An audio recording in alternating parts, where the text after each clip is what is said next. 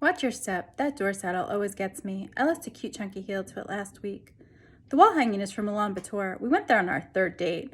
On our first date, we were talking about that couple that on their first date backpacked through Europe together for a month.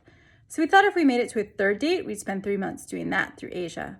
On our second date, we did those questions that make you fall in love. So we made it to our second date okay. There's not a price on the wall hanging, but like $500, I could let it go for $500. What about living room things? This ottoman is amazing. Johan and I eat dinner on it. We don't really cook because we like to keep all the kitchen things clean for when people come through, but we arrange takeout on a little tray on that buffet over there and then put it on top of the ottoman and it's perfect. The tray isn't for sale yet. It's part of a collaboration we're doing, but I don't think I can talk about it yet. The ottoman is $3,000. Collaborations are weird. We sat down with them. I really can't tell you who they are, but I promise you have been to one of their stores. Like just a couple of stops away, they have a location. To think of walking in and seeing something with our names on it in that beautiful setting near the bridge in Dumbo, I cannot wait.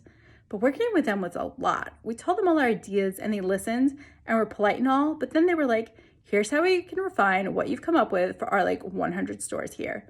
And we'd sketched out all these things, not on paper, but with our words. And then they came back with these trays and a throw blanket. They're great though, and our name will be on them like I said. Our business is probably going to go through the roof when it does. I didn't even mean it that way, though I am trying to keep it on the DL from the landlord. I don't think he reads the sites or anything. The Times called, and they might come by and profile us, because how many people are there living their complete lives, but also constantly selling it too? It's a compelling story. Sometimes I stop and think about it, and it even moves me, and I'm the one doing it. Well, me and Johan. We have bathroom stuff too if you want to go in there. Cute fluffy mats and towels. Let's go look at the toothbrush cup. It's this marble that you can only get from one quarry in the Italian Alps. Here's a weird thing that happened.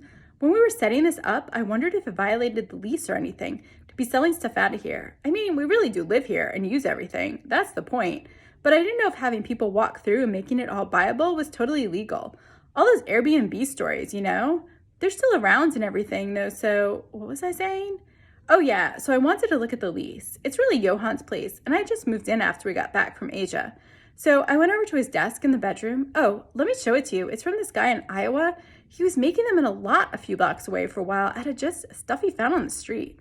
Anyway, I went in there to find the lease. When I was reading it, I noticed it said John on it and not Johan. Isn't that strange?